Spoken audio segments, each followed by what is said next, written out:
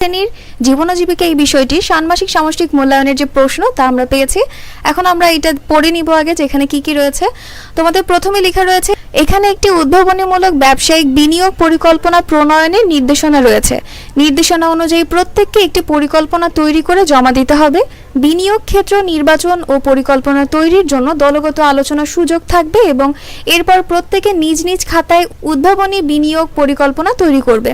তোমাদের যে কাজ রয়েছে তা হচ্ছে উদ্ভাবনীমূলক ব্যবসায়িক বিনিয়োগ পরিকল্পনা প্রণয়ন। চতুর্থ শিল্প বিপ্লবের এই যুগে আমাদের জীবনযাত্রায় প্রতিদিন যুক্ত হচ্ছে নতুন নতুন প্রযুক্তি, যা দ্রুত বদলে দিচ্ছে আমাদের চাহিদার ধরন।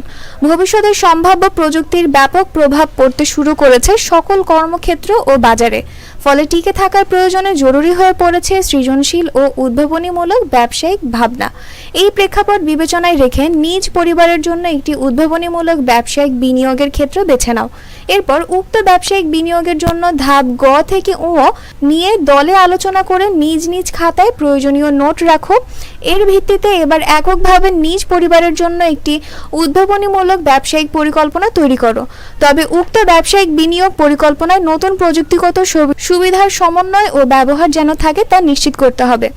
এখানে তোমাদের কয়েকটি অংশে ভাগ করা রয়েছে, তার মধ্যে যে ধাপগুলো অনুসরণ করতে হবে তাও কিন্তু ধাপে ধাপে বলা রয়েছে। প্রথম যে অংশ রয়েছে তা হচ্ছে পরিবারের জন্য ব্যবসা নির্বাচন। ধাপ ক, পারিবারিক আর্থিক পরিস্থিতি বিশ্লেষণ। প্রথমে পারিবারিক আয়ের সর্বোত্তম ব্যবহার বিবেচনা করে একটি পারিবারিক বাজেট তৈরি করতে হবে।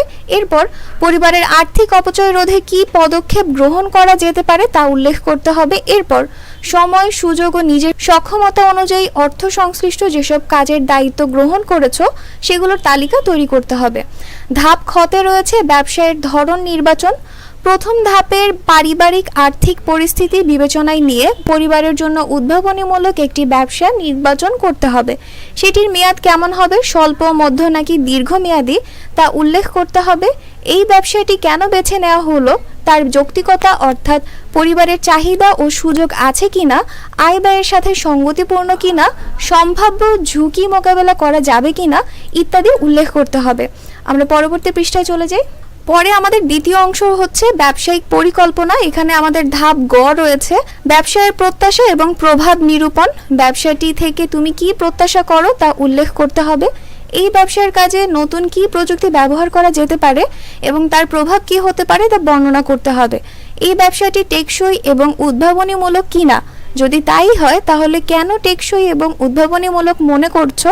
সপক্ষে যুক্তি দেখাতে হবে। প্রাকৃতিক ও সামাজিক পরিবেশগত পরিবর্তনে এই ব্যবসায়ের প্রভাব কেমন হতে পারে তা বর্ণনা করতে হবে। ধাপ ঘতে রয়েছে ব্যবসাটির জন্য আর্থিক বিশ্লেষণ। সম্ভাব্য ব্যবসার জন্য মূলধন কত লাগতে পারে, কিভাবে উক্ত মূলধন সংগ্রহ করা সম্ভব তা উল্লেখ করতে হবে। ব্যবসায়ের সম্ভাব্য আয়, ব্যয় ও মুনাফা নির্ধারণ করতে হবে। এইখানের সর্বশেষ ধাপ হচ্ছে ধাপ ও নম্বর, বিপণন আইডিয়া ও গ্রাহক সেবা।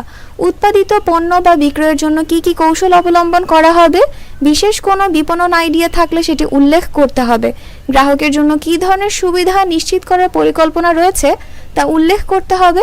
গ্রাহকের সম্ভাব্য প্রতিক্রিয়া মোকাবেলা করার জন্য বিশেষ কোনো কৌশল থাকলে সেটিও উল্লেখ করতে হবে।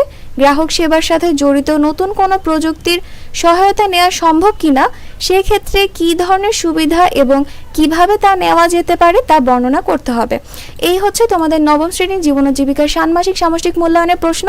আমি কিছুক্ষণের মধ্যেই বা কিছুটা সময়ের মধ্যেই এর উত্তর দেওয়ার চেষ্টা করব, তোমরা আমার সঙ্গেই থাকবে।